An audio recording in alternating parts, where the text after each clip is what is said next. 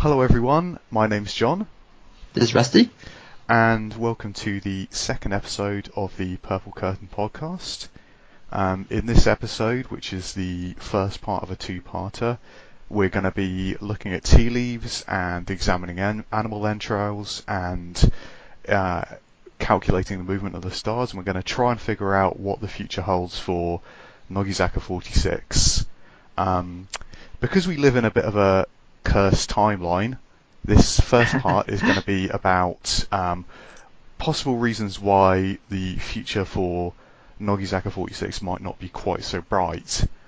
And then we're going to look at things that we do find optimistic, and we want to end things on a good note. So I guess the first thing to talk about is how Nogizaka 46 got popular and successful in the first place. So did you have any ideas about that you wanted to share, Rusty? Yes, so I think the number one factor that got Nogi to success would be their presence in the fashion realm. I think I sometimes sound like a broken record on this, but I feel like when Mayang got to be the official model for Ray, that it was a pivotal moment for Nogi, because while for a lot of aspect, Nogi is like any other idol group, there's those idol things they do. I feel like when it comes to fashion, it's something that they have that other idol groups don't. And being able to go on Fashion Rock and appear in all these fashion magazines, that really give Nogi like a field or audience that other people don't necessarily have access to. Yeah, and I mean they're regulars on Tokyo Girls Collection now every year, aren't they? In fact, actually, Much. More than yearly at this point. And it's not just the really big name members we're talking about either. It's third gen have started to appear on Tokyo Girls Collection as well now. That's true. I mean, Zuki and Yoda have been on it, like 3-4 times at this point? Roughly, something like that, yeah. And, I think it is quite a big part of it, because if you're going to be successful, you kind of need to find a way to detoxify the sort of image that people have of idol fans. And AKB kind of do it by being quite accessible to, like older people. So stuff like, like KFC was, like add a song with a dance that everyone could do, office workers could learn it. And that was like a big part of their success in their sort of mid-years.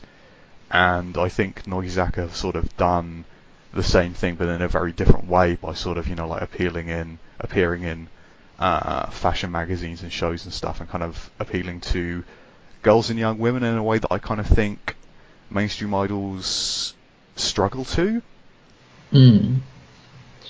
Yeah, I agree. I think that's a good way to put it.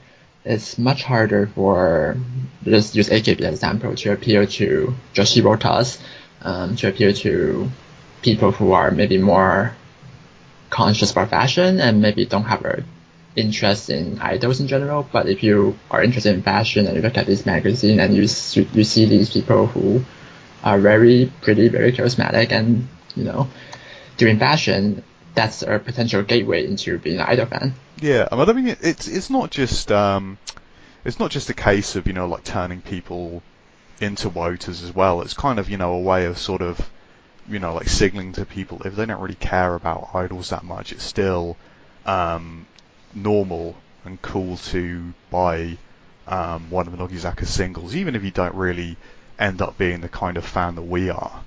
That's where true. you know every member's name and face and everything, what they're like. That's true. Yeah, there's definitely way more casual fans than before. And I think the fashion thing is part of Nogizaka's management has been quite good at sort of like branding the group in an accessible way. Because I mean, we're both fans, so we know that the Ajo-sama image that Nogizaka have is mostly a lie. Like they're mostly, like some quite, like weird and laid back characters, really. But it's part of a sort of like overall image that management has created for them, which kind of is, I mean, it's not hugely exciting or innovative, but it is different to the other idol groups on the market. Mm-hmm. And like being like different is important. And the same goes for the songs as well. Like the songs are kind of like, except for the summer singles, they don't sound stereotypically idol. Mm, I agree. They have managed to craft like a style. So when you listen to Nogi song, even if you can like it or you can not like it so much, but you can kind of tell it's a Nogi song. There's a style to it that you can differentiate from like 48 single or singles from other groups. And I mean, obviously, as well as those kind of more abstract aspects of like what would make somebody a fan. I mean, we can put a lot of it down to first gen was just an incredibly strong and charismatic group of individuals. Mm. In a way that doesn't really come along very often. I mean, it's like I would say that if you compare them to, say, AKB's first 3 gens, it's quite competitive. But if you compare them to AKB's first gen, the sort of level of strength and depth was much higher there for Nogizaka than there was for AKB. Just from my personal opinion. I mean, AKB's first gen has obviously got outstanding individuals, but as a group, I don't think they were as strong. And I think that's, mostly what has made Nogizaka successful is, they started off with a really, really good group of members. They don't really actually have to add anyone into that group in order to sort of like make themselves notable. Mm. Yeah, I think so. I mean, I might be at risk of sounding like a blind devotee to first gen, but I do think first gen managed to recruit a lot of people that are just simply very talented when it comes to being idols. Yeah. Like I like second gen and third gen a lot too, but when it comes to like qualities of being idol, I still feel like first gen simply have more people who are outstanding, and it's hard for second gen or third gen to compete. And yeah, it's hard for me to imagine another generation of idol being nearly as attractive, to me at least. I mean, I would personally say that, like I've got a lot of fondness for NMB and HKT and NGT, first gen in particular. But Nogizaka's first gen still stands out as, like clearly my favourite idol gen ever. I mean, I would sort of say I temper that by saying I don't know a lot of about any idol groups outside the 48, 46 world. So like my opinion kind of like maybe doesn't count for that much, but they are far and away my favourites. That makes sense. So, I mean, I guess we could spend quite a long time on this, but I mean, basically, I think it comes down to the strength of first gen and management's ability to sort of like create an image that's accessible to regular people. Yeah. I also think it just happened that they were able to get Banana as their host for their flagship show, and the fact that first gen, well, I say all the 3 gen really have good chemistry with their host. So if they manage to create a variety show that's I feel that's very accessible, and it's very interesting, and you get to build a bond with the member. You feel you like the member more, you get to know them better, and I guess it's kind of like AK Bingo, but I feel like the Nogi flagship shows are a bit less intense and therefore maybe a bit more accessible. Yeah, well, I mean, I think, casual fans never watch the variety shows anyway, but I think Noidoko was quite good for sort of, it's quite good for convincing people who are already into idols. to, like find out about this group and give them a chance and kind of like get to know them. So, it's kind of, it was quite important for people like you and me, like fans of AKB who were slightly unsure about Nogizaka, but as soon as we really sort of like watched them interact with each other, it kind of became obvious that they were a group we were going to want to spend time with and become interested in. True. Although I do feel like sometimes the moments, like the shiny moment that get people attracted, sometimes they come from their flagship shows. So for example, you go on YouTube, you type in Ikuta Erika, and then she's singing like that song from Glay. Yeah. That comes with a variety show, and by having a good variety show that produce about these moments for individual members to shine, I think that also help in extending the appeal of the group. Yeah. So, I mean, I guess we could talk about what made Nogizaka successful for quite a long time, but I mean, really what we're leading into is what would constitute like ongoing success for Nogizaka in the next few years. I mean, obviously, there's no way that Nogizaka are going to end up collapsing because, firstly, they're so popular as things stand, but the other thing is that genuinely popular idol groups tend not to go away. Morning Musume, for example, had like some very, very difficult years after the peak of their popularity, but they're still around. That's true. Everyone's sort of saying that AKB has many, many problems, both sort of immediate and structural, but they're still selling millions of albums. And like to give another a sort, even when it comes to like underground groups, they're not really underground anymore, but like BIS, they don't even have any of their original members left, and they're still they're still a group and they're still putting out singles. So for me, what success would be in the next few years will probably be, sales are already high, but like moderate ongoing sales rises in the next couple of years to maybe reach the 1.5 million sales point at some point in the future, in the next 2 or 3 years. Staying on TV both as individuals and as a group. So what I mean by that is, for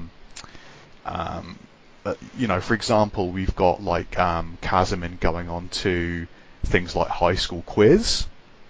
So that kind of thing continuing, and sort of as a group, like individual members still being involved in advertisements and that kind of thing.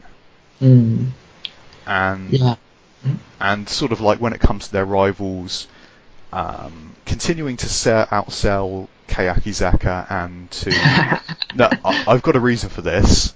Okay. Continuing to outsell Kayakizaka and also to outsell non-Sosenkyo AKB singles. So in other words, to sort of like continue to outsell at certain points at least their most direct rivals. Because I think, like this year, not all of them, but some of Nogizaka's singles have outsold some of AKB's. And that's kind of, I think that's something which hasn't happened for any group in, I looked this up, but it's been at least 5 years, and maybe more like 7 or 8. No one has directly outsold an AKB single.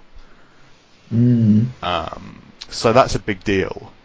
And I also remember Kayakizaka, because Kayakizaka are Nogizaka's sister group who came later.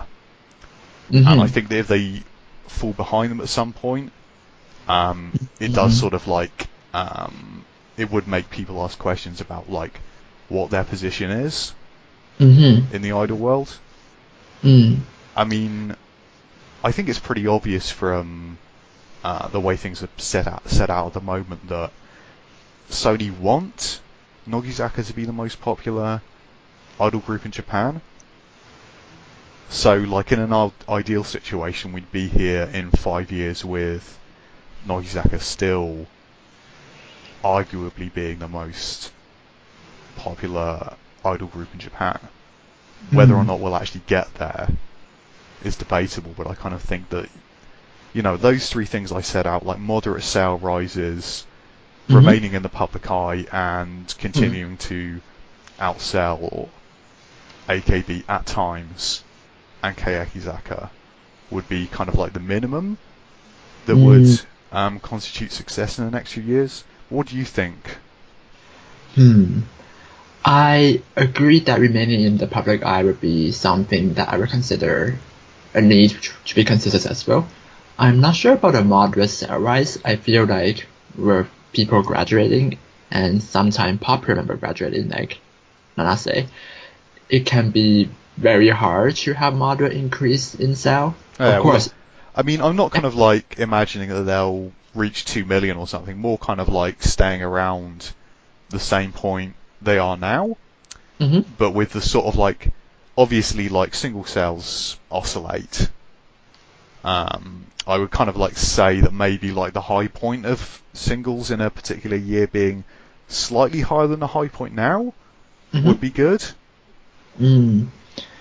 Yeah, and then also to remember that they might not seem like they're real, they might be our imagination, but there's supposed to be a fourth gen coming, so if that's actually a real thing, not just something we're imagining or hallucinating, then that will give a lot of people a lot more handshake thought, and we do know that for AKB and for Nogizaka, handshake is our primary driver of sales.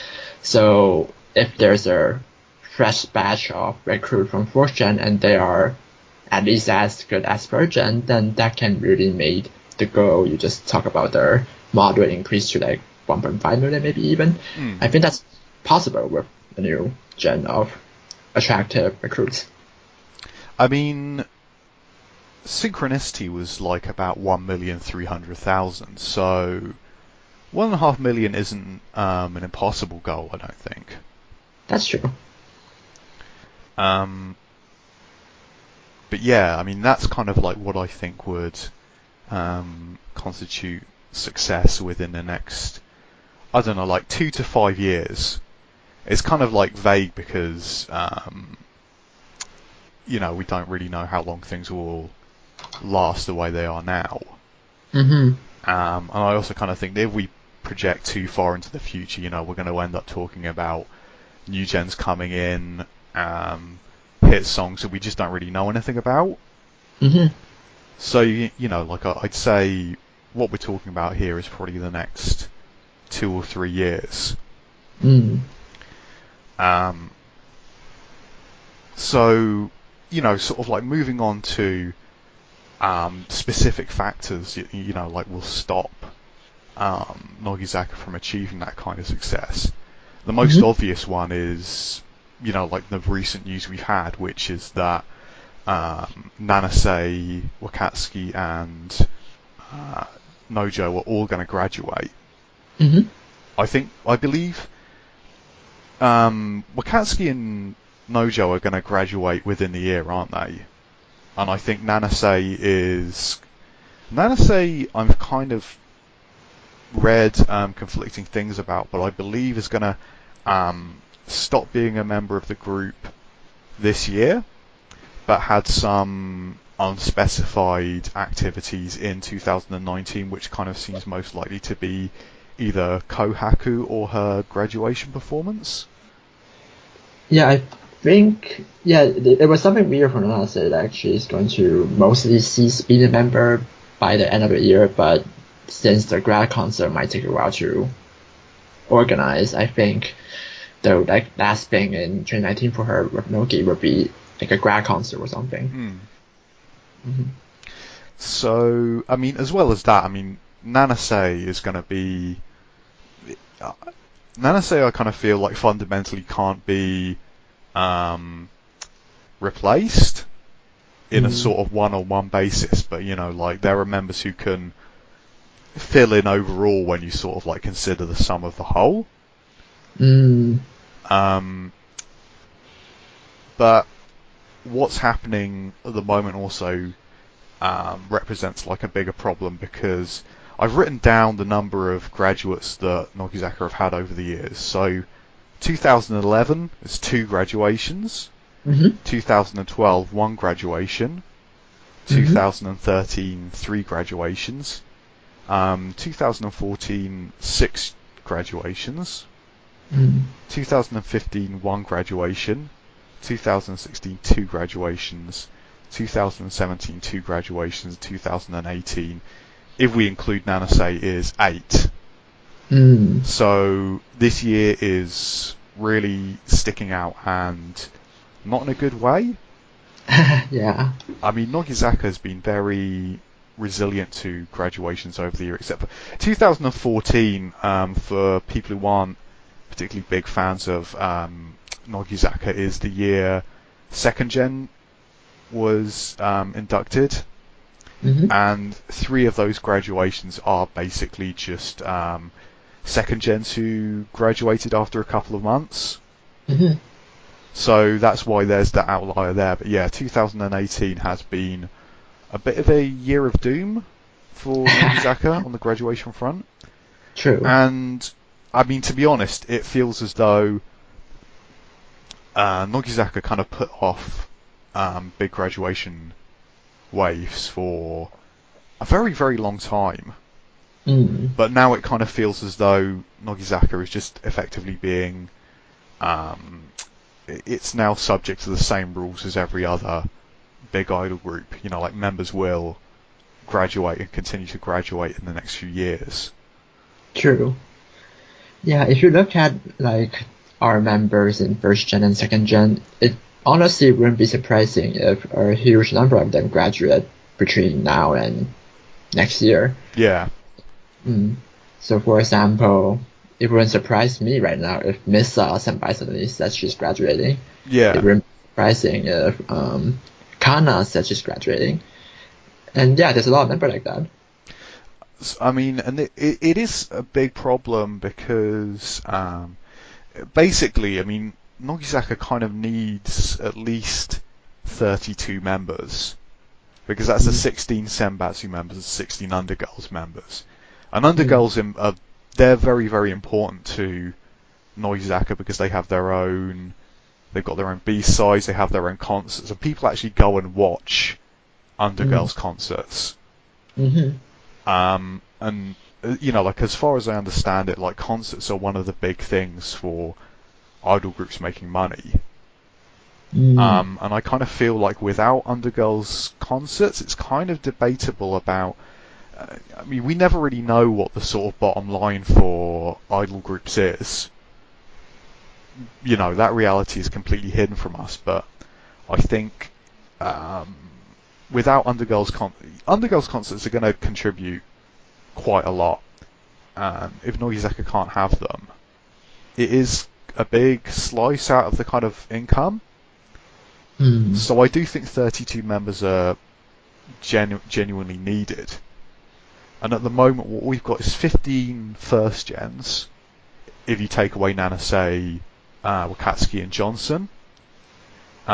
We've got 10 second gens and we've got 12 third gens. And that's 37 members.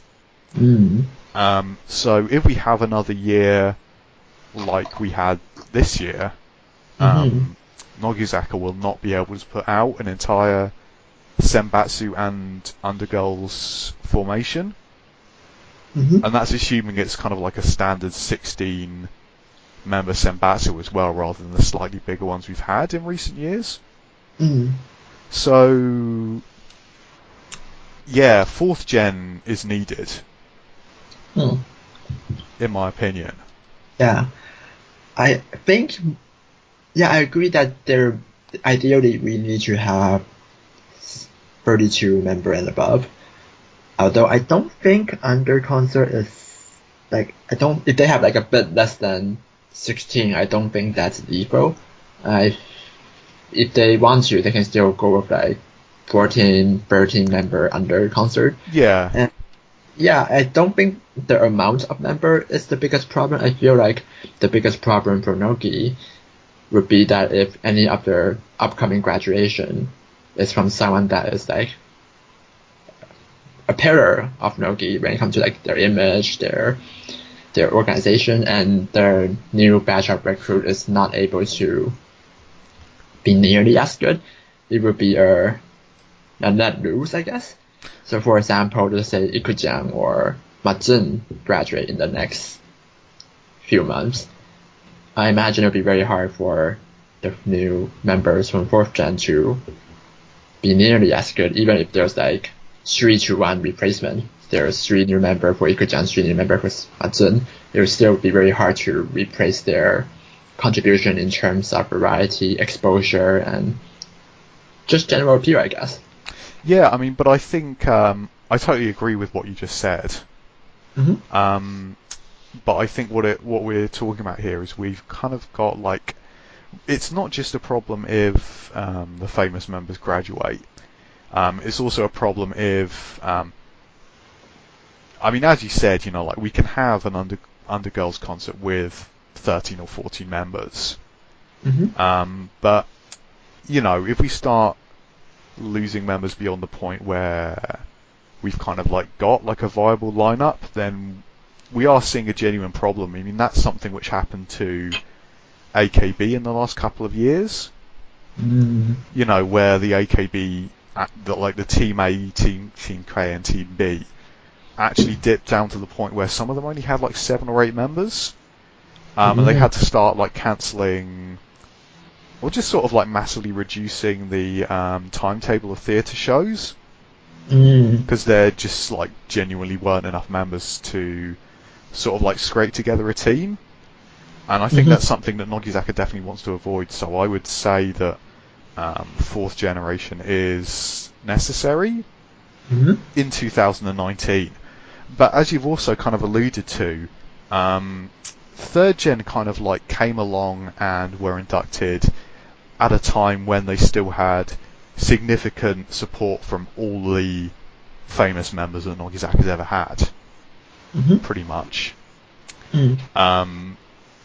If there's lots of significant members graduating in 2019, 4th gen are going to have to take up a lot more of the immediate slack than 3rd gen when needed to. True. You know, 3rd gen were in a kind of like very comfortable position because as well as being like a strong generation, they also had like the full support of 1st generation as well. So there wasn't as much pressure for them to sort of like perform immediately, which I think 4th gen might have to deal with when they come along. I mean, there's one thing, and like another thing which kind of people clued me into is that there are apparently rumours that you know, like pressure has kind of been placed on some members to remain within the group. And I know that management can't literally force members not to graduate because I'm pretty sure that's against labour laws. But, you know, there can be unfortunate consequences for members who graduate and go into show business and don't have the support of the group. Sony's reach goes pretty far.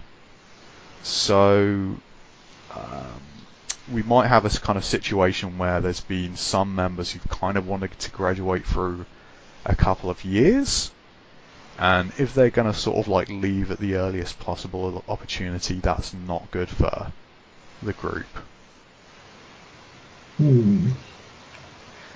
That's an interesting idea. I'm not sure how true it is though, but I guess this is the kind of thing that is very hard for us to know since it's not something they're openly talk about. Yeah. I mean, we can't know about that, but it's one of those things where if it were true, there is the potential for things to go quite badly wrong quite quickly.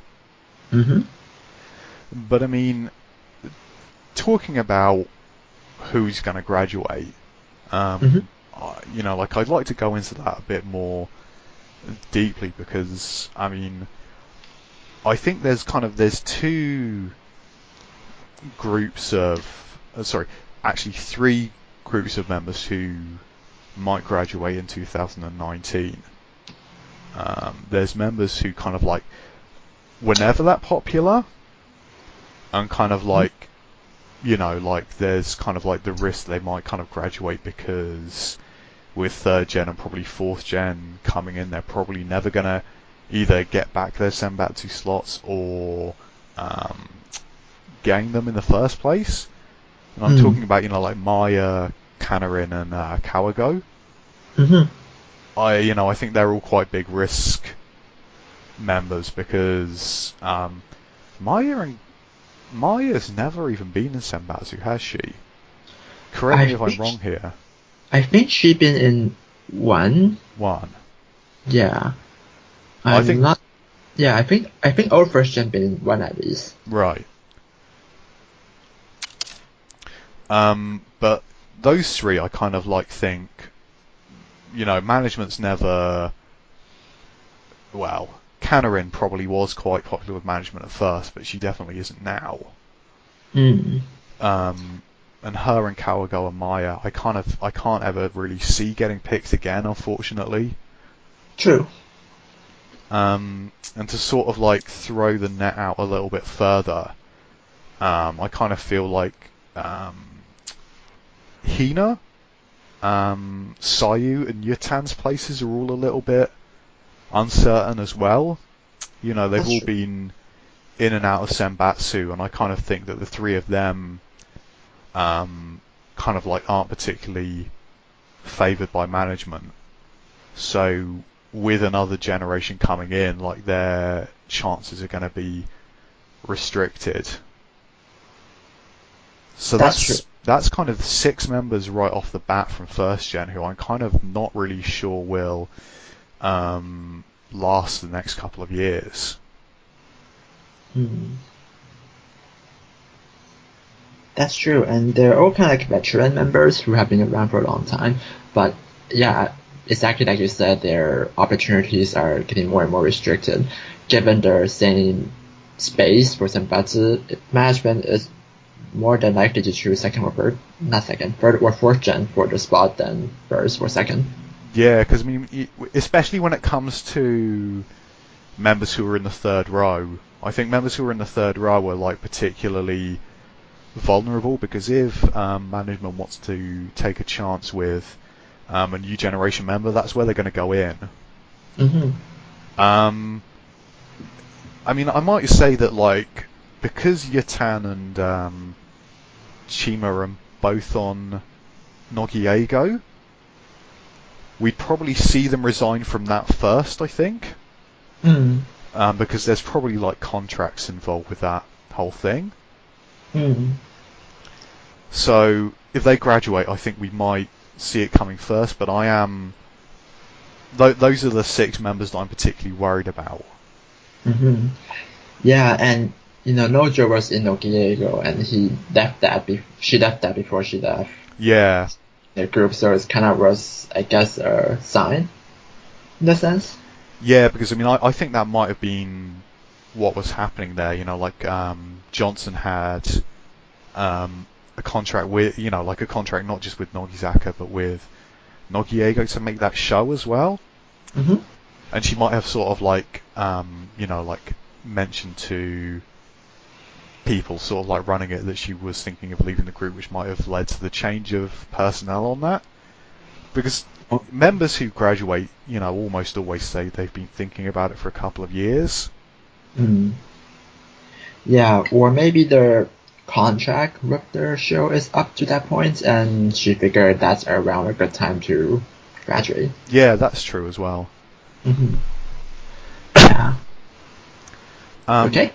And I think, like the second group is just members who've been around for a long time who I kind of feel might be getting slightly jaded. They've been in the group for a long time, but I mean, it's like they probably will never reach center, and it's kind of debatable about whether or not they'll stay in the front row as well. So the 4 members who I kind of particularly think this about would be Misa, Reika, Kaz, and Matsun. Mm. And I particularly think it about Kaz, even though I don't really want to, because Johnson and Nanase were her two closest friends in the group, and they're both gone now. Mm. I mean, That's true. Yeah. I'm worried. Yeah, I mean, if all four of those members were still in the group in 2020, I wouldn't be particularly surprised, because they're all popular Mm-hmm. and they're all likely to remain in Senbatsu if they stay. But it's a case of sort of, like members, eventually you get bored of everything you do if you do it long enough. Yeah, that's true in a sense. I guess it depends on what they want to do, like what's their future career goal. Yeah, So yeah, exactly. And I kind of think with the four of them, it might be a case of them actually kind of like maybe the main reason why they're still in the group now is because they kind of haven't decided on that. True. And also for some member, I feel like if you have more opportunity outside the group, that might be make it more enticing for you to leave. So for example, for Ma Zhen, there's quite a lot of stuff for her to do nowadays. She's a model, she's on various variety shows, she's actually a regular in a few of them, and she does some anime stuff every once in a while. And I remember she once said she wants to be a seiyuu, so like if she ever decides she wants to pursue any of these more seriously, or she wants to go for something else, she now have the opportunity to actually just leave and go pursue these. So I feel like if there's a abundance of opportunity for them to do stuff outside the group, I feel like that's signal of potential. I kind of think Matson might be doing what, like to give an example, like Sayane, like she went off on like a tour as herself, as a solo artist before graduating, presumably to become a solo artist. And Matson is kind of doing a few of the things that she would need to do if she wants to be a seiyuu. Because modern seiyuu, kind of like, they're not all that different to idols in the sense that, like a lot of them do like modeling stuff as well. Like they go on TV and kind of like if you want to be like a sort of like popular seiyuu that sort of like voices something every season, quite a lot of them end up having to sort of like go on TV variety and like having like extra curricular work like modeling, which is kind of like from that perspective Matson would actually be perfect because she's doing those things already. And I kind of think she might be doing things which might lead into a future career as a voice actor. Yeah, and she did got a few gigs doing voice acting as well. I believe she won not too long ago. And yeah, there's a lot of seiyuu that's basically like idols in a sense, pretty much. Yeah. And I guess that can be attributed to how there's a lot of these game or anime where the protagonist bunch are basically a bunch of singer idols. So you're a seiyuu, but you're also singing their idol song in this anime or in this game. So you kind of become a seiyuu idol in a sense. So yeah, I think that's a potential direction, I guess. Yeah. And like the third group is kind of like members who are already popular outside the group and already doing work outside the group, and basically I'm thinking of Ika-chan and Mayan here. I mean, Ika-chan and Mayan could probably graduate tomorrow and move straight on to like a sort of like successful future career outside the group. And it's really only kind of like loyalty and sort of like fondness for the group that's keeping them in it, really. Yeah, I agree. I feel like for Ika-chan and Mayan, they could have graduated earlier even if they wanted to. And in fact, when Nazi graduated, it was always a bit surprising to me that she's graduating before Ma Yang. But also not that surprising because I do know Ma Yang have a lot of sentimental attachment to the group, and the same can be said for Ikujiang. So yeah, I remember Ikujiang in a recent interview joked that she was wondering whether she's going to graduate this time or that time, but end up a lot of people just graduate before her, so maybe she joked that maybe she'll end up graduating last. I mean, I think a lot of what determines when Ika-chan and Mayan actually graduate is basically whether or not the two of them feel like they can reclaim the center. Because if either Ika-chan or Mayan can reclaim the center, there might be a sort of like genuinely good reason for them to stick around. If they can sort of like center like 2 or 3 singles in a row, it might still end up sort of like making a significant contribution to their career that goes beyond their sort of like general affection for the group.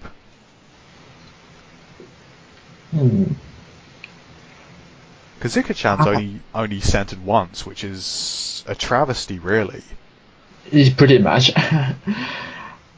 I'm not sure Ikujiang will ever get to center anymore, though. I mean, I think she, like, based on her ability and her popularity and everything, she should have centered more. And rationally speaking, she should be like there should be a good chance for centering. But I don't know. Based on past history, I don't feel like she's ever going to center anymore. And same with Ma Yang.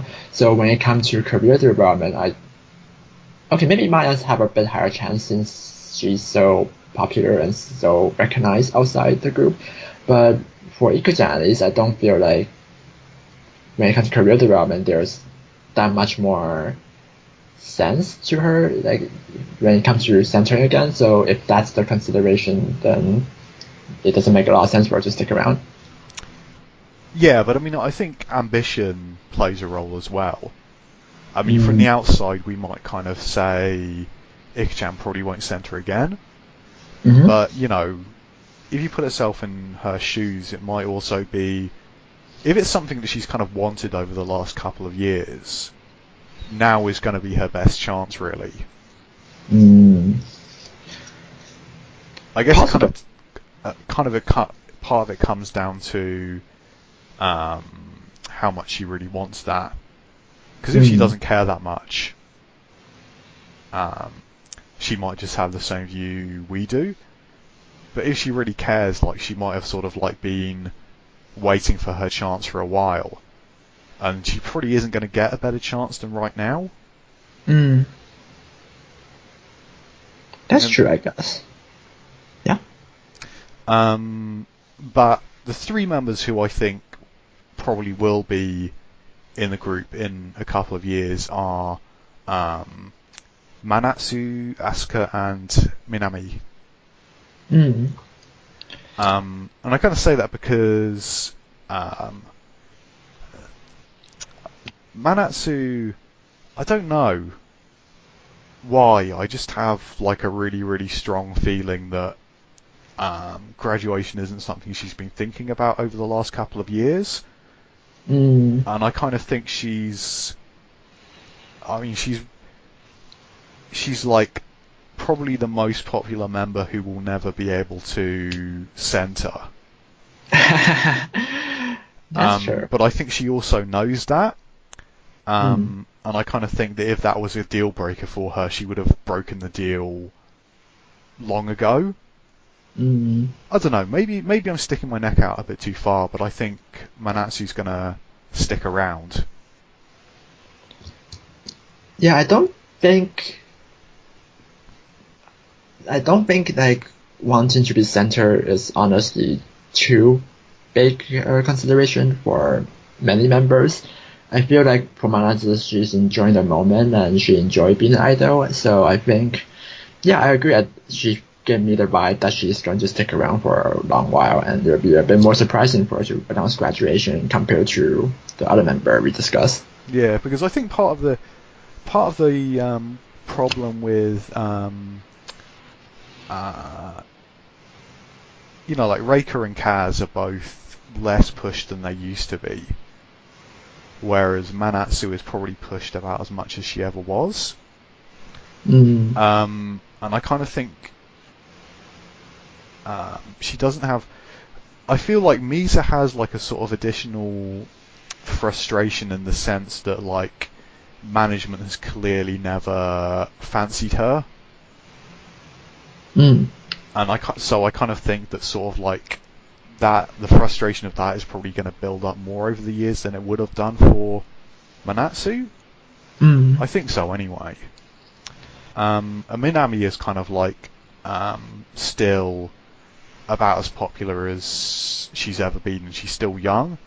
So I kind of think that she might spend more time in the group to sort of like see, where she can go in it. And I kind of feel like because she's slightly younger, she hasn't started getting into that phase where idols get into, where they start looking to see what being an idol can sort of like do for them in their career outside of it. True. I also have a hard time imagining what Minami would do if she were to graduate right now. Like, yeah.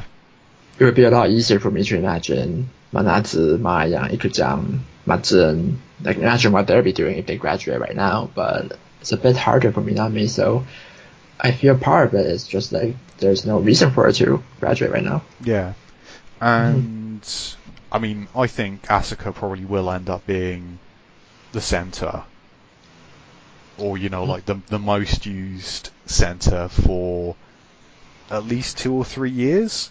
I mean, Asuka, I think, probably has got some aspirations outside of being an idol, but I think like this is like her era. True. And she's going to see what she can do in it. I think so. I feel like this is like her prime era, and she pretty much the top dog right now. If she were to graduate between now and next year, that would be a very significant blow to the group, in my opinion. Yeah.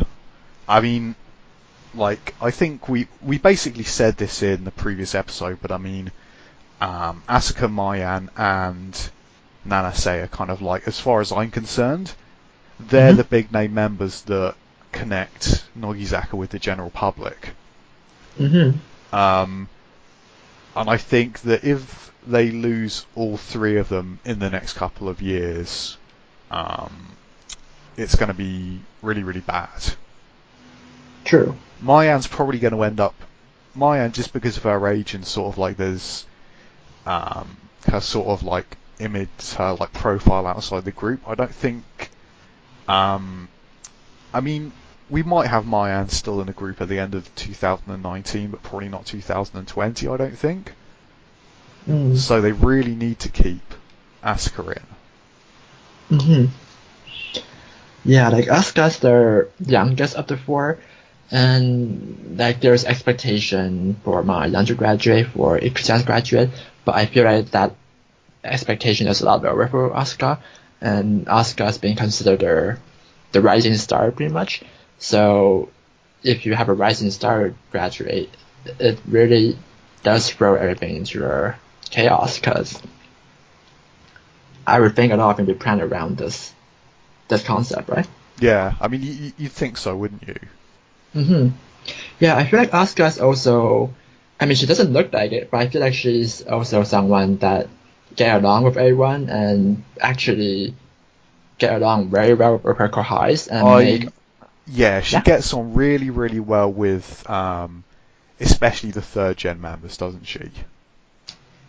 When 2nd gen came in, it was very amusing to see, because sometimes there's these 1st gen versus 2nd gen competition, and you can clearly see that Asuka was on the 2nd gen side, and she had a lot of close friends with 2nd gen member, whereas for mostly you're closer with people who are in the same generation for the most part, although they're generally friendly with each other as well. But you can clearly see that Asuka was very friendly with 2nd gen, and now that 3rd gen's here, we can also clearly see that she's very friendly with several members in the 3rd gen. So I feel like she's the type that get along well with everyone, and she kept some sort of ability to just get along with her co-highs, with people from Virgin, and I don't doubt that when Fortune come along, she can do the same as well. So she also is a good senpai, which is not something you imagine her being, but I think that's actually a fact. Yeah, I mean, I think as you said, she's someone who the new members like very, very obviously look up to and respect, but can also relate to as well. Mm-hmm. So I kind of think that while there might be other members in the group who want to be center, I don't think there's any members who wouldn't be willing to give her their total backing as center. Mm-hmm. But like, yeah. So I don't know. I would say that there's quite a lot of members here who look like they could graduate in the next 2 or 3 years. I mean, the law of averages kind of suggests they probably won't all graduate. But like I think we probably are going to see some very big changes over the next couple of years. So Sure. it's definitely crucial that Asuka in particular stays. Mm-hmm. Third gen, I mean, if you look at them, I can't see anyone from that generation graduating anytime soon. Mm. Like they're like they've all become they're popular, like they're surprisingly popular, and they got surprisingly popular surprisingly quickly. I guess that there's a few question marks over a couple of them. So, like for example, if Kuboshi kind of like still has physical problems, she might end up graduating. A couple of the younger members, like maybe like Reno or Ririan, if they kind of like can't become popular and they kind of become frustrated with it and want to go off to school, if they have like school problems, maybe they might graduate. But I mean, I kind of like think the most likely scenario is that every third gen will be there in 3 years' time. I think so. I mean, even the member that I feel like is not as popular are actually doing very well. For example, if we look at the latest handshake sale, I think only Hazuki, Rustie, and Leno haven't sold out. But even if they didn't sold out, they're selling decently. Like Leno sold out 13 out of 30, and 30 sold out. Correct me if I'm wrong, but for example, like Hazuki, I think in the last round sold out 5 of her slots. Is that right? I'm not sure how much she sold out in their first round, but in their current round, she sold. Wait, I think I'm looking at that single sale. That makes a lot more sense now. She's 15 out of 30, which is 50, decent. which, I mean, let's face it, if she was in 48, 15 out of 30 would be a great number. Yeah, that's true. I mean, if you look at like sister group singles, Yamamoto Sayaka is the only person who would have got above that number. I see. Like, I mean, I think I looked at, like, for example, when I looked at, like, the last NMB one, I'm not sure what round it was, but, like, Miru was on 9 of 30. So, I mean, like, if you, and I think you could probably find, like, more examples, like, across 48 outside the main AKB singles. So, like 15 out of 30 doesn't look that good for Nogizaka, but by most other standards, it's actually really high. Yeah, that makes sense. I think, to be honest, I think 15 out of 30 is good when you compare historically to Nogi too. Like, everyone's selling out right now, but that wasn't the case a few years ago. So 15R30 is decent back then, and I think it's decent now. So like the worst performing member right now from Virgin would be Rustie, which is 3R30, and that would be a bit more worrying. But she does have 30 slot, which is a big number, right? So yeah, I mean, kind of like to explain this to people who kind of like don't know that much about the system. The only thing which is counted by record companies and sort of like released as public data is when members sell out every single ticket in a specific slot. But you can quite easily sell out 90% of your tickets in every single slot and not sell out a single slot. It's quite a plausible scenario. And usually the number of slots given to a member will indicate how many tickets management hopes that they might sell.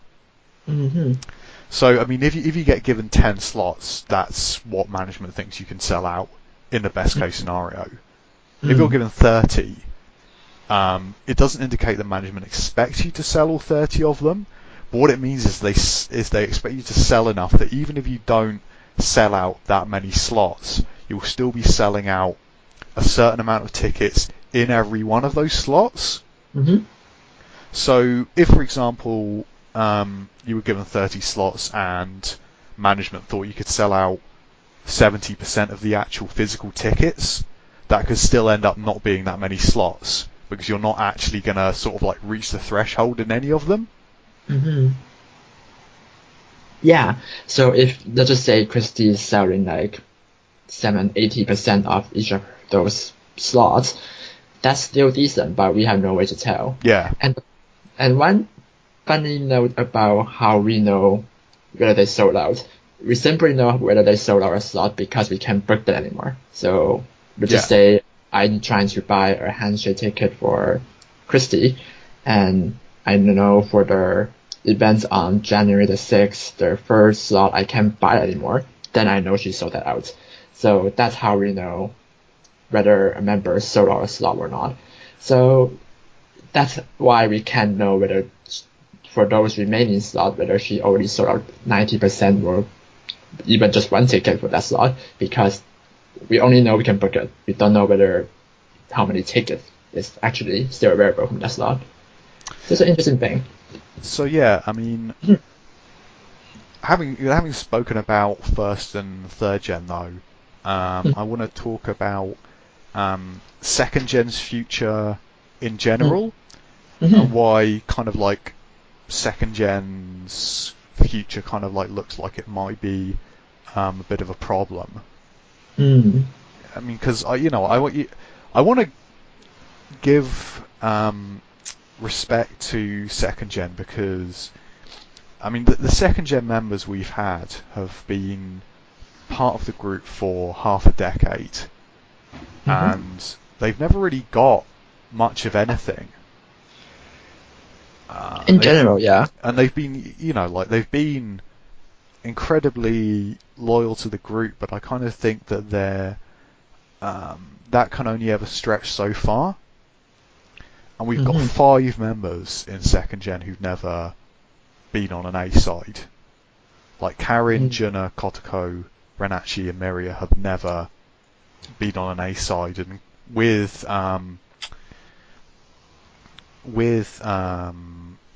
fourth gen probably coming in, it's even more likely those members never will get on an A side. That's true. But if they all leave, that's also quite bad for the group as well. And there's a question of, is there even anything management can actually do to hold on to them for as long as possible, or is there graduation in the next couple of years just basically inevitable? I feel like there's 2 sides to it.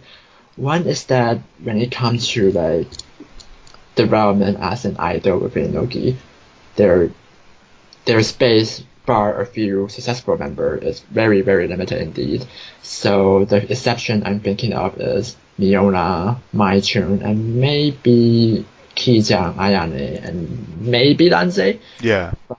Yeah, like these members, especially like Mai Jung and Holy, they can still get good position in Senbatsu. They can still be prominent as like Senbatsu idol.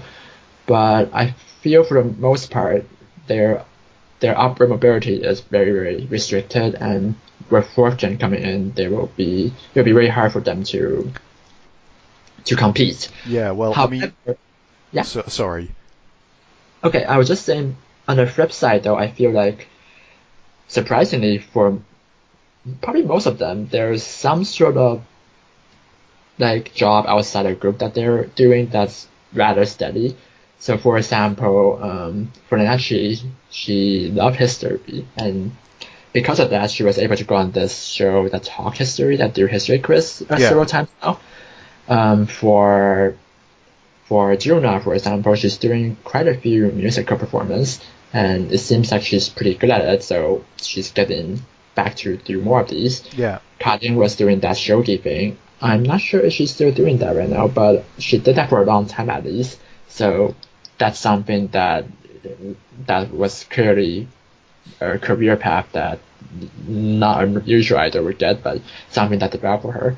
So I feel like for a lot of these second gen members, even though their space as like pure idol, when it comes to pure idol development, is very limited now, they managed to get some sort of steady side job that is at least stable.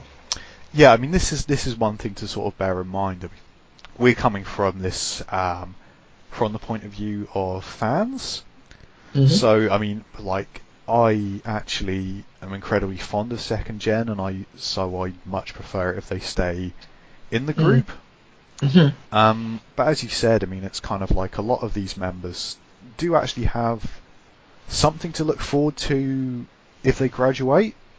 You know, there's no reason why they shouldn't be able to graduate and go on to sort of continue to be successes in some other capacity. I mean, as you said, especially Junna, I have always been a really big fan of.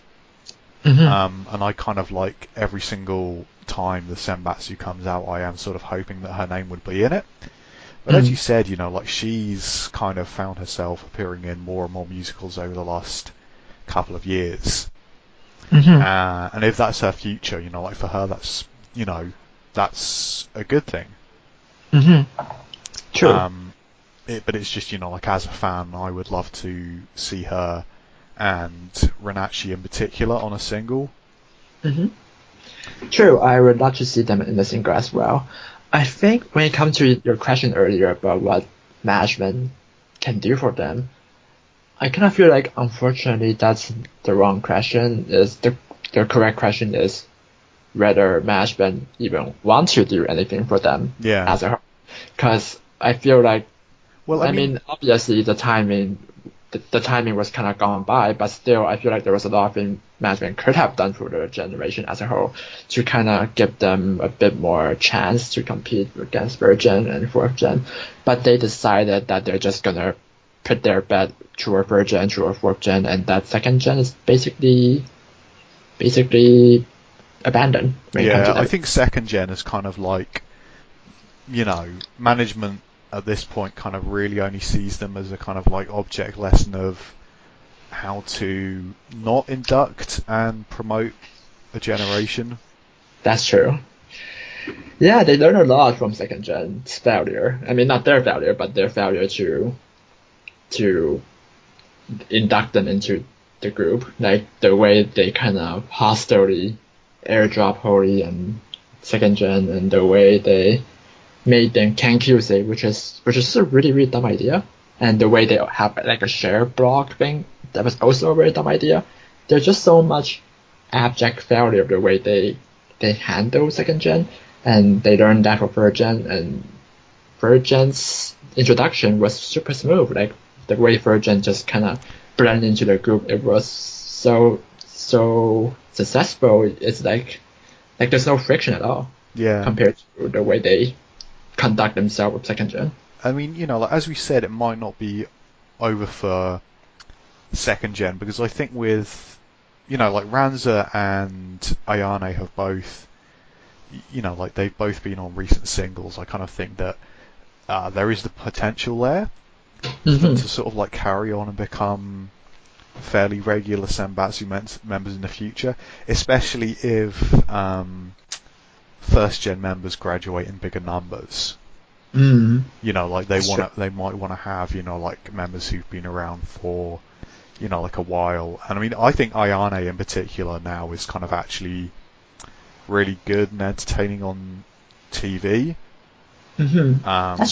So I would kind of like feel that, like she'd be like a member that they want to keep around. Ki-chan's PB finally coming out might be a bad sign or a good sign. Because it might just be like something they finally got off their asses and done, because she might be leaving. I mean, like, I barely want to sort of like consider the possibility, but Ki-chan's been a bit of a strange one for a few years, because when she was in like Kadashi Day Summer and Sayonara no Umi back to back, it kind of looked like she was going to become a permanent Senbatsu member, and then it didn't happen, and then she went on hiatus because of fan abuse. Like, let's be honest about it here. Like, the fans were terrible to her, and she needs to have some time off. And now she's not in the new single, but she's under Girls' Center. So I mean, it's really impossible to like know what's going to happen with Ki-chan in the next few years. True. It really could go like any way. True. Like, I'm not getting the sense that their photo book is a farewell gift. I'm not getting the sense that she's going to leave, but... Neither do I, but we're in paranoia modes here, so we might as well be paranoid, I think. True. And it would be a shame, I guess. Like, she's probably she was the third place member in the second gen, I guess. Like, she would be ranked after Miona and Mai-chun when it comes to like popularity and success as an idol. But yeah, after taking a hiatus off, I mean, it's good that she was able to recover and she was able to have her time off. But yeah, I don't know, her picture is kind of mixed. It's hard to tell which way she's going. And I kind of actually feel that, to a certain extent, the same is kind of true a little bit about Hori as well. Because Hori's she's actually been, I looked through all the songs from 2017 and 18, and she was in front row all of them, apart from the last one. And yet, I also get like the kind of feeling that she's kind of not been as prominent in the last couple of years as she used to be. I mean, I think that's true. Do you feel that as well? I think her problem is that while her push was not unsuccessful, the way they introduced her, they airdrop her was very bad, and B, while her push was not entirely unsuccessful, other members were more successful. So she got outrun by many other members when it comes to popularity. Yeah. And so I feel like her development was kind of like a V-shape. So the moment second gen came in, they airdrop her, and that was kind of like a high point, and then she slowly slid down the position in Senbatsu, even going to under at one point. But even during this time, she's still decently popular. She's just not as popular as most first gen. Not most, like the popular first gen. I guess the question here is, was Hori kept in Senbatsu as a second gen member, and with new gens coming in, are management even going to care about that anymore? I don't know. I do feel like management's not caring about her as much these days. They're pushing other people over her. So she kind of lost that management favorite edge that she used to have. But I do think her push was, like, it worked. She's probably either the most popular or the second most popular second gen. So the push did work. And she is a very friendly person. Like she make friends everywhere. Oh She have yeah, a I lot. mean, I love Hori. You know, like Yeah. I know we've been talking about her quite negatively for a few minutes here, but you Yeah. know, like I think she's absolutely fantastic. True. Yeah. Yeah. I'm sure people understand you're not like being negative toward her personally, but just talking about her prospect. But yeah, I'm saying that I think her friendly nature also helps with her prospect. Being friend with so many other idols outside the group and people inside the group. I think that's a positive for your career as idol. So I I don't think she'll be pushed as much as she was, but I don't think she's going to get dropped like a rock either. But I mean, talking about the most popular second gen, I Mm-hmm. will just sort of like say briefly that we shouldn't forget that Maichin has been a pretty incredible success story.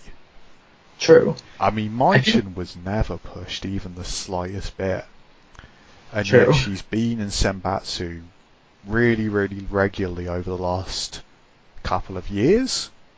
Mm-hmm. With just like it's just really nothing but fan pressure. True. I Uh, think my Chon is like of the archetype in Loki that's basically a more Onesan character that mm, management don't favor, but was able to penetrate upward and gain popularity and force management to place them in Senbatsu and in important position.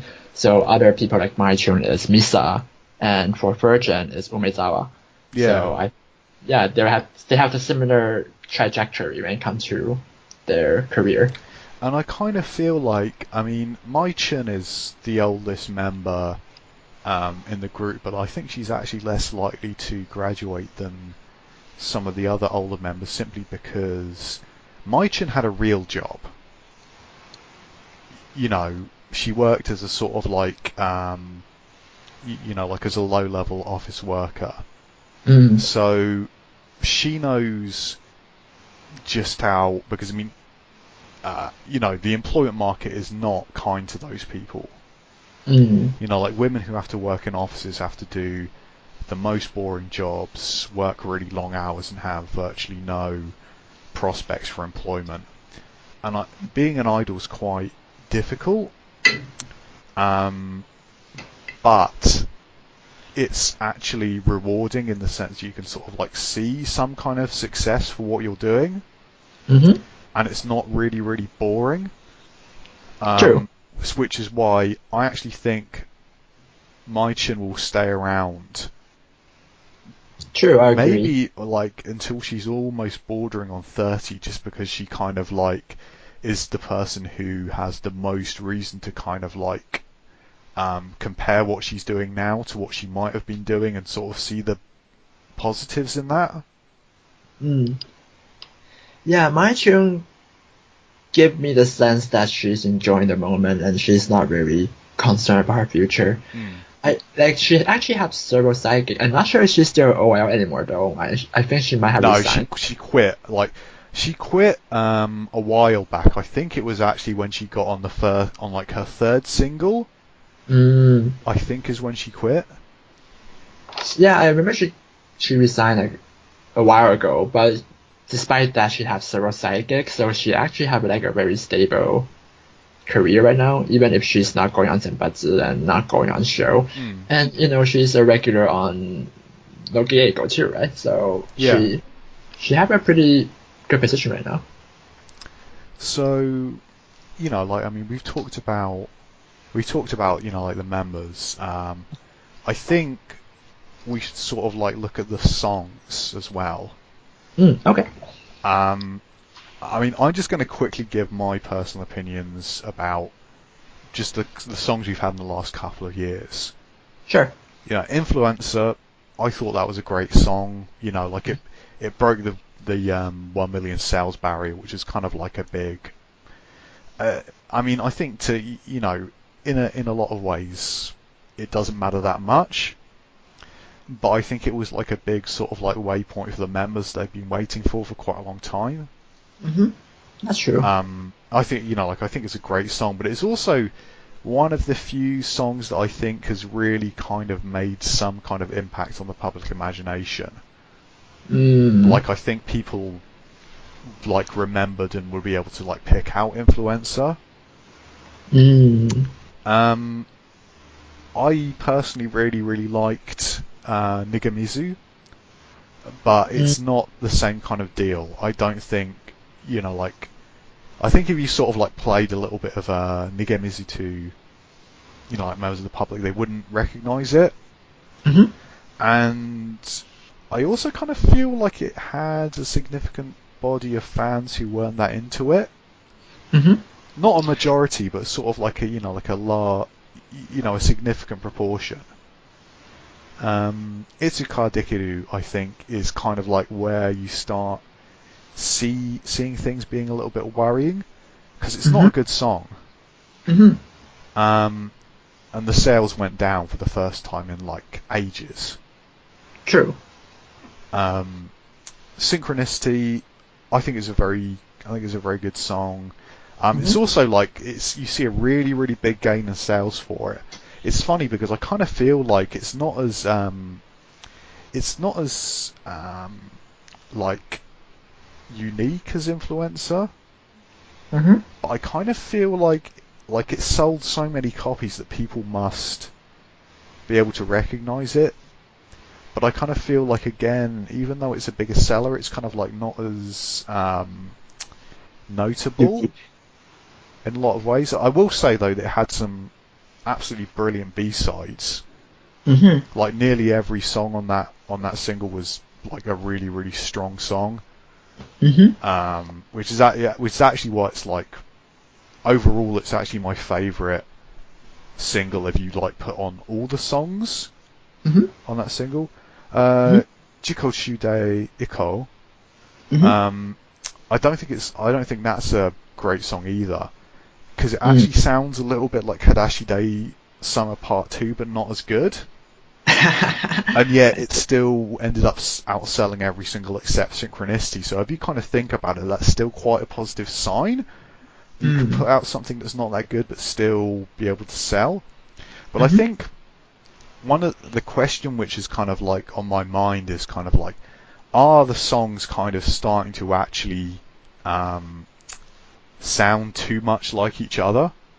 Because it might be a good thing that people can sort of like pick out a Nogizaka sound, but if they all start to sound the same, then it's kind of hard. You can't really have a hit like that, because no one will be able to sort of like point out this one specific song they thought was great.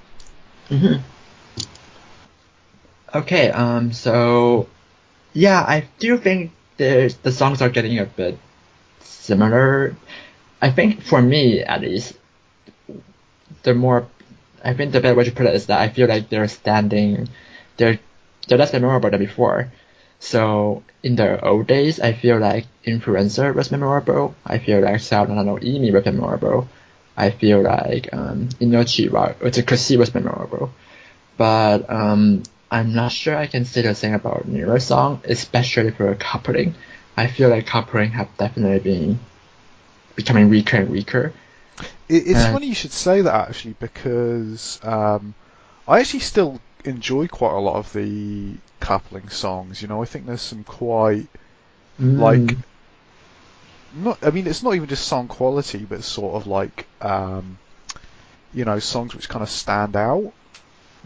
So like when I was sort of like going through and thinking about this, like I thought in particular of Sanbanmei no Kaze.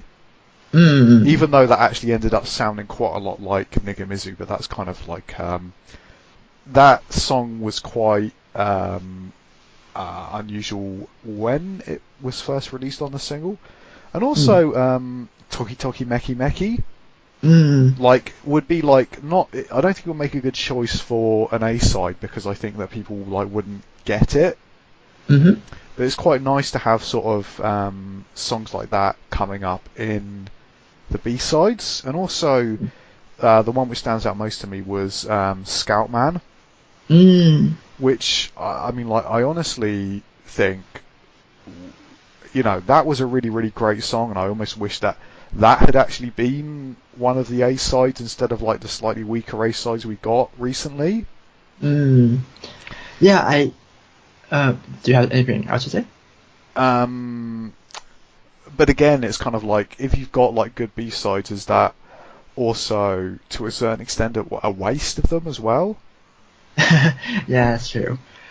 Um, I agree that those Virgin songs are really good. I think the Virgin song was on the strongest track recently. I like Samba Me no Kaze a lot. And I actually think Samba Me no Kaze is also another example of how Virgin is favored over second gen. Like, Virgin gets such an iconic flag song in a sense, but a lot of second gen songs are quite terrible, in my opinion at least. But yeah, there's still a good song here and there, and yeah, I agree, Scott, man.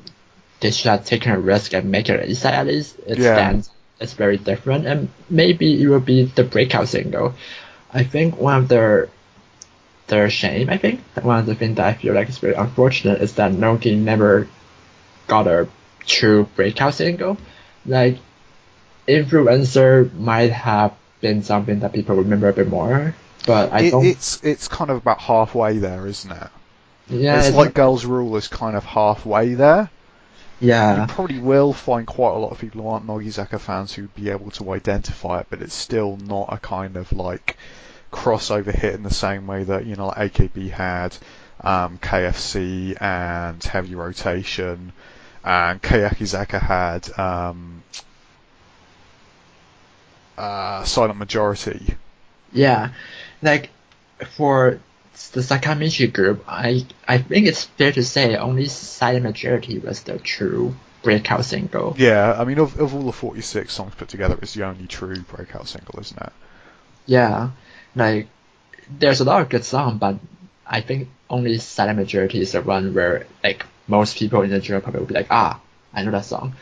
Um, yeah, which is a shame because, I mean, I always hoped that Nogi had a breakout song. But I guess it also make it remarkable that Nogi is the top idol group now without a breakup song. Yeah, but which I guess, brings us on to the next issue, which is kind of has Nogizaka just effectively reached its peak popularity?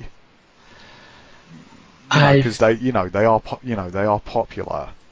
Mm, It's kind of like the question is there really that far to go from here?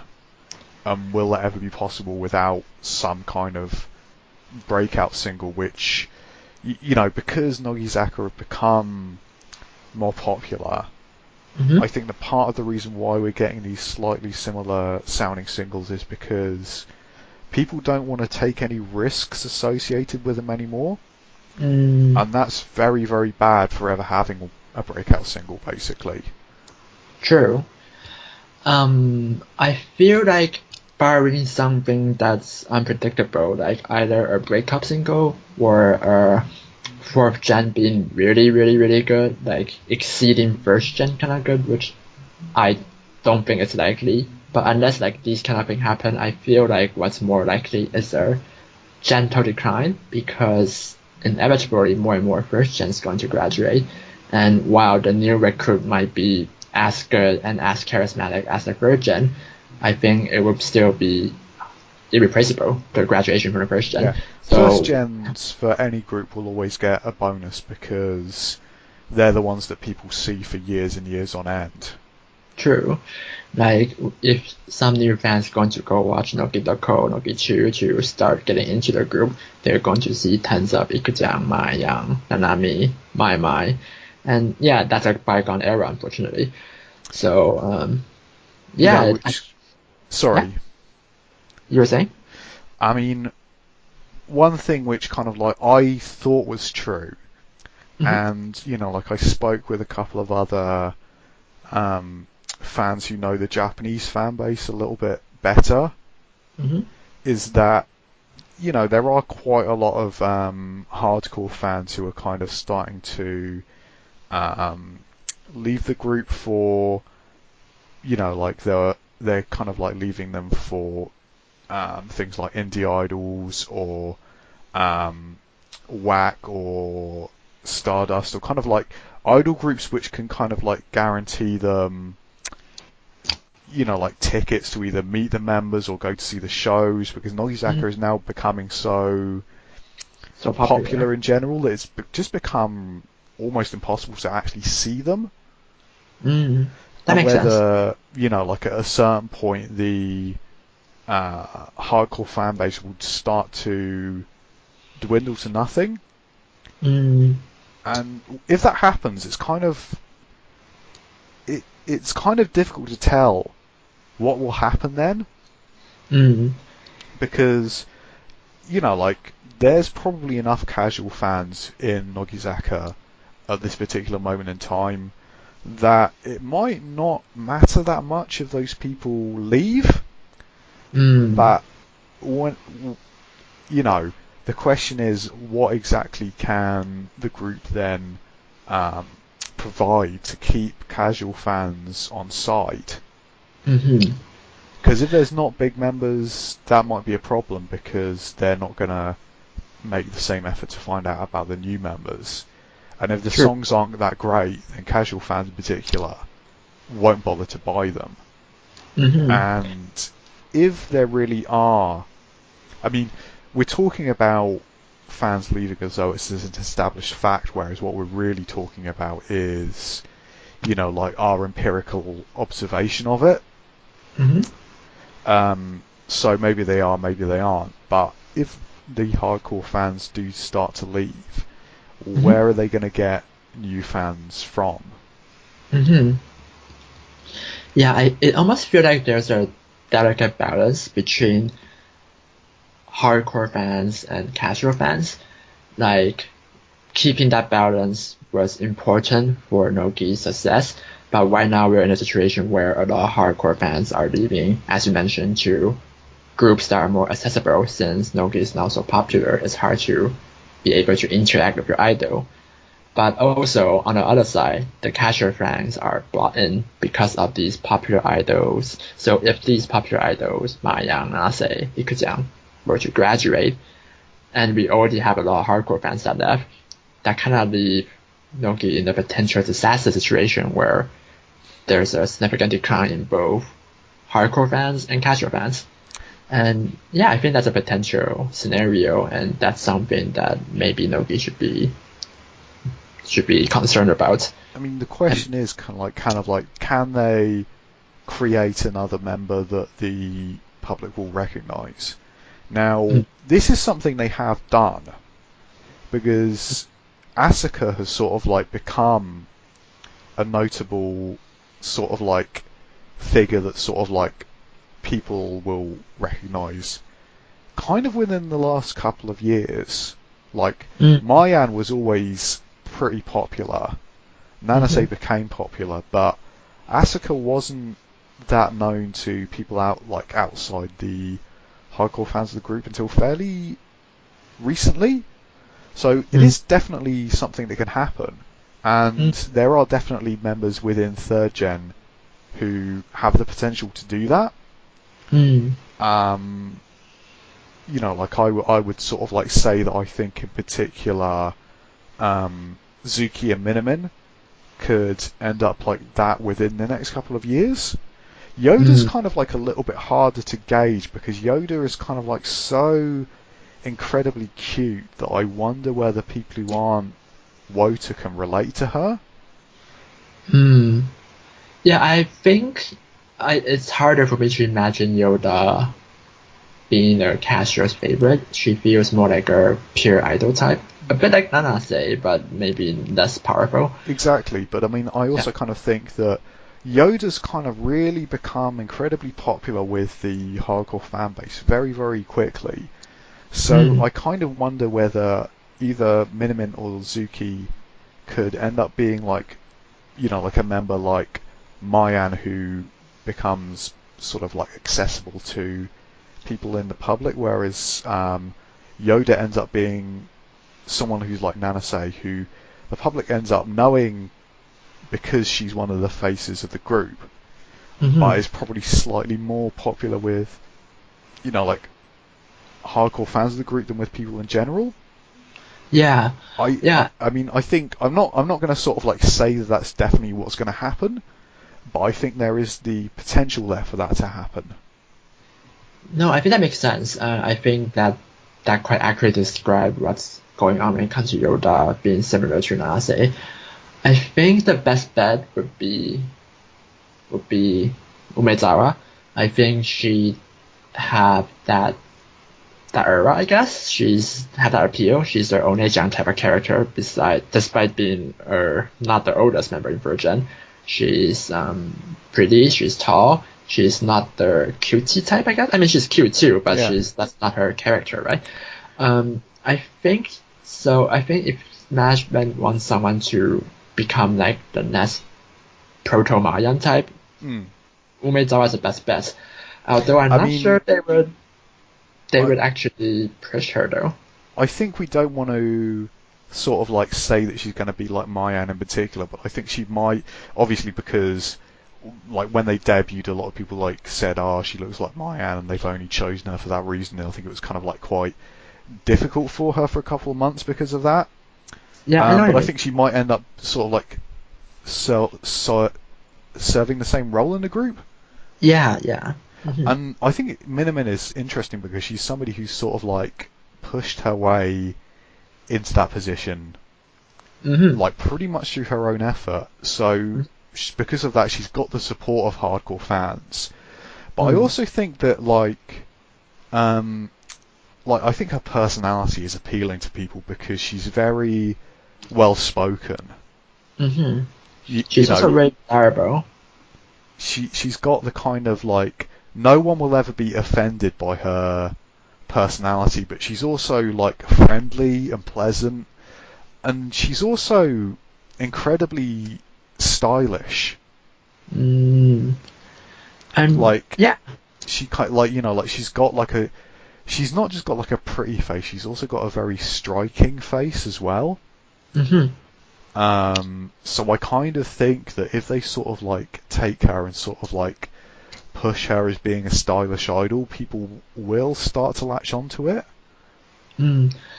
It's interesting because she was a Mayan fan that went to her handshake game before, Mm. so it's not a surprise that she's like stylish. Because I can imagine her becoming a Maya fan through fashion magazine and stuff. So yeah, and she looked up to Mayan a lot. So yeah, definitely not saying that she should become like a Mayan clone, but I can see her fulfilling a similar role very well. So yeah, have you just out of curiosity, have you listened to the new single, like, and Um, all the songs on it? I think I listened to most of them, unless I'm like if not all of them, then I might have missed one or two, but most of them, yeah. Because I mean, what do you think about the single? Because when I first heard like the clip of it, like I wasn't a fan, but I do kind of think that if you listen to it in full, Mhm. um, I wasn't quite as negative after I listened to it. Mhm. But having said that, like it's got a couple of problems which are starting to sneak into Nogizaka singles, which is kind of like the first thing is it's got the fast sing talking thing, which Mm. has really become like one of Aki P's bad habits over the last couple of years. Yeah. And it's got like Synchronicity had like that hard stop as well. But I think Mm. the hard stops in this song is even more jarring. Mm. And kind of like again, it's got like it's got like a pretty decent chorus, but it's like the verse is quite anonymous. Mm. And it kind of like again, kind of like we've got like a single which does sound Nogizaka-ish to the kind of extent where it makes you wonder whether they've kind of like lost the capacity to like come up with songs that don't sound like that anymore. Mm. I like the video Uh, though. I think the video is great. yeah, the video is great. Um, it's a it's one of the best MV, but the song it's not terrible. I find it decent, but it's definitely not the best song. Like, if we were to compare Grad song compared to Sayonara no Imi, I find Sayonara no Imi to be a vastly superior song. Yeah.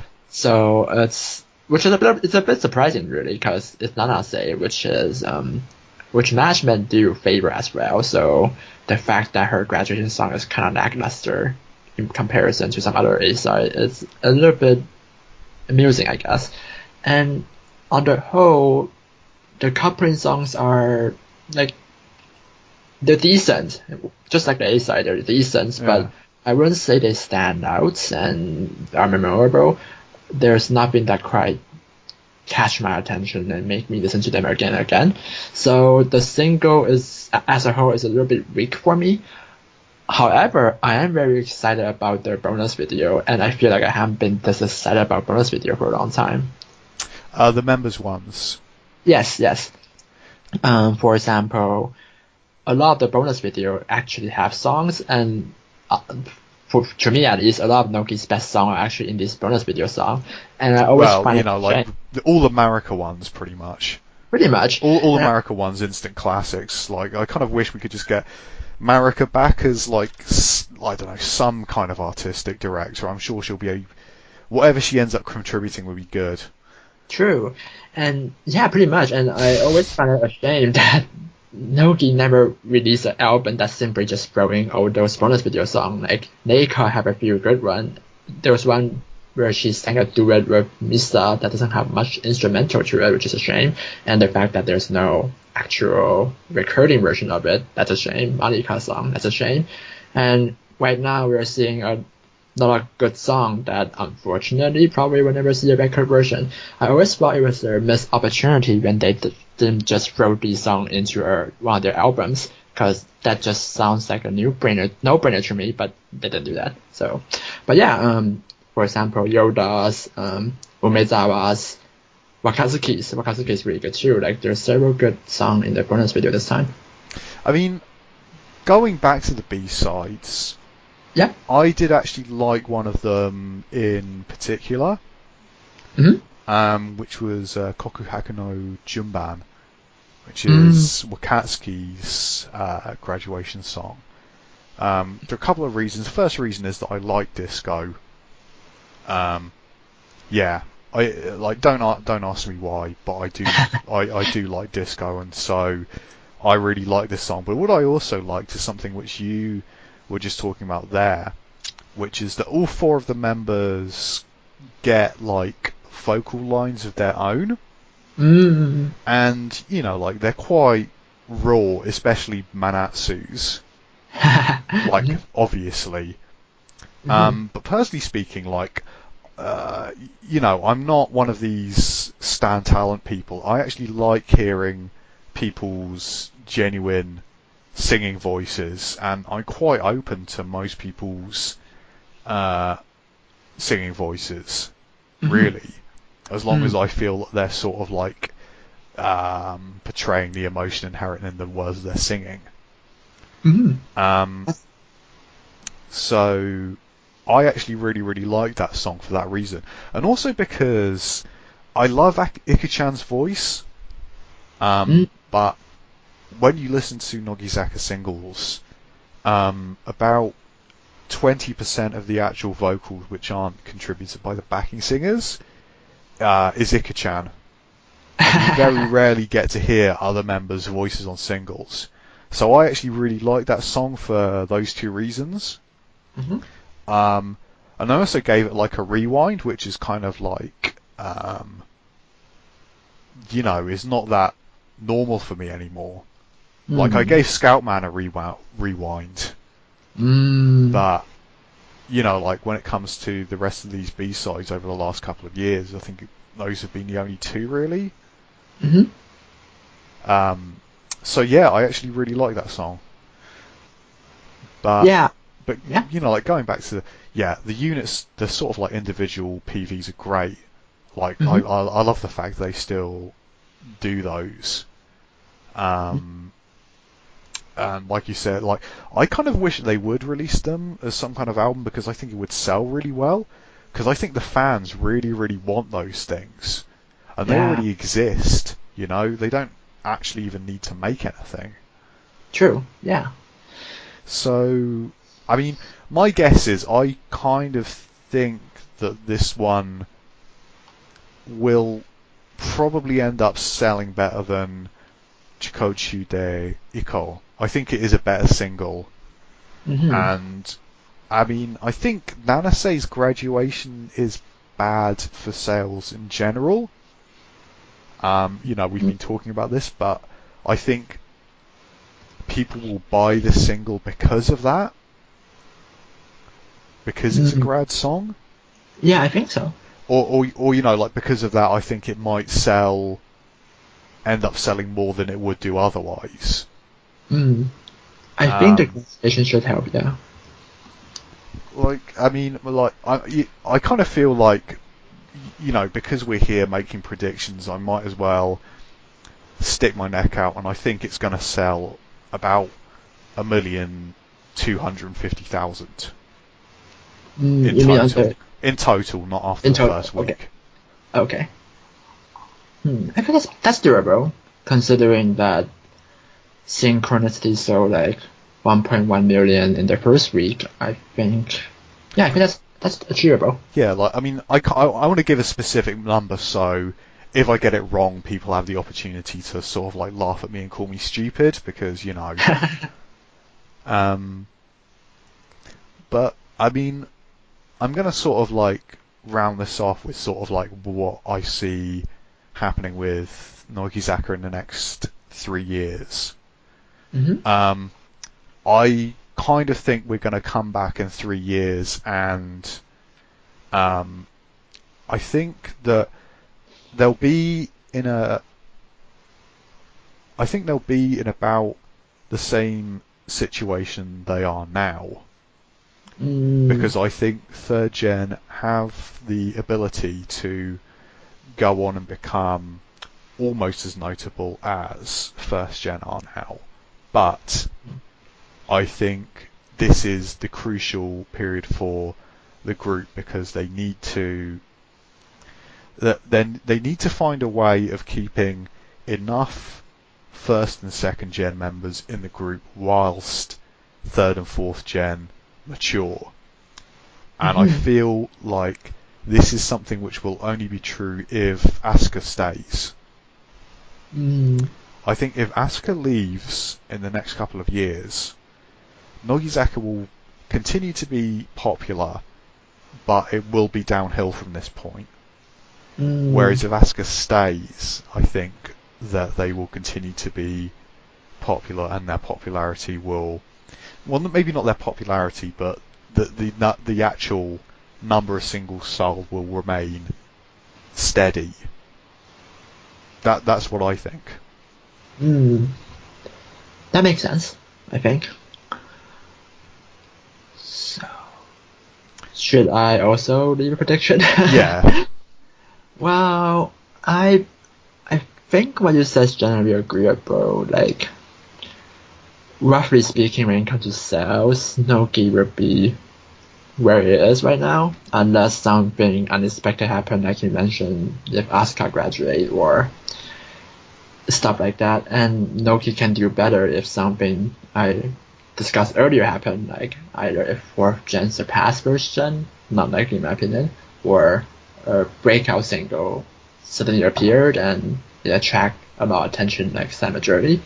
But barring those things that it's hard to predict, and I don't think it's likely to happen, I think Nogi is roughly on a course that's stable with no significant rise nor significant decline.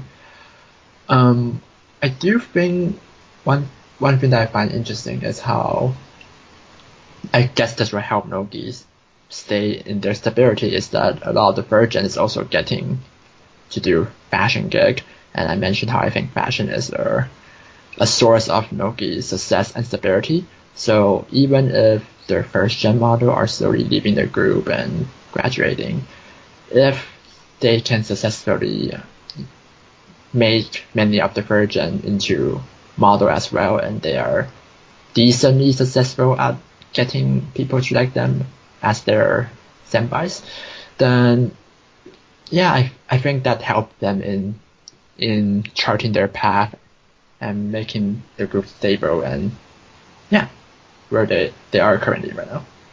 But I think basically this is, I kind of feel like this is a period which is very similar to the period around the time Girls Rule came out, where there's significant potential for management to get things right and for them to get things wrong.